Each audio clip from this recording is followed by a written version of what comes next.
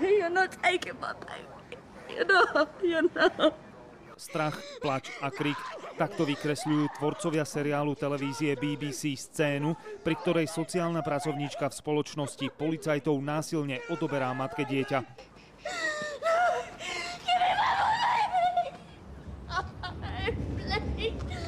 To ale nie je všetko. Verejná diskusia prebieha už aj v Poľsku.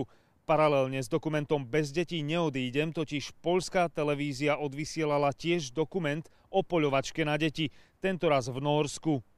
Tego dnia przyszła policja i Barneverne. To było... Polícia a Barneverne vpálili dnu bez zazvonenia, bez varovania a zobrali nás so sestrou preč. Takto opisuje Nadine, dcéra Poliaka, nočnú moru, ktorú zažila potom, ako ju násilne nórska sociálka odobrala otcovi. Barneverne je to, čomu v Británii hovoríme sociálna služba SS.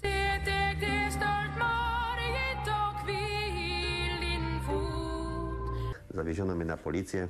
Wrzucono mnie na celi. Zobrali ma na políciu na vypočúvanie, obvinili ma z toho, že pri lúčení s dcérkami pred školou si dávame pusy na pery, čo je neprípustné. Dokument hovorí o rodinách, ktoré vpadli do rúk prísnemu sociálnemu systému v Nórsku. Do štúdia si potom sadli kompetentní a čelili nepríjemným otázkam.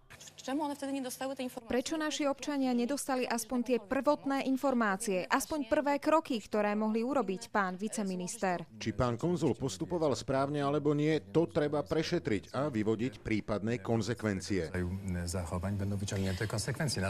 V redakcii máme nahratý rozhovor so Slovákom žijúcim v Nórsku. Hovorí, že tamojšia sociálka mu dokonca 2 synov uniesla priamo zo školy. Pre ich bezpečnosť ale v tejto chvíli bližšie informácie nemôžeme poskytnúť. Darius Haraxin, televízia JOJ.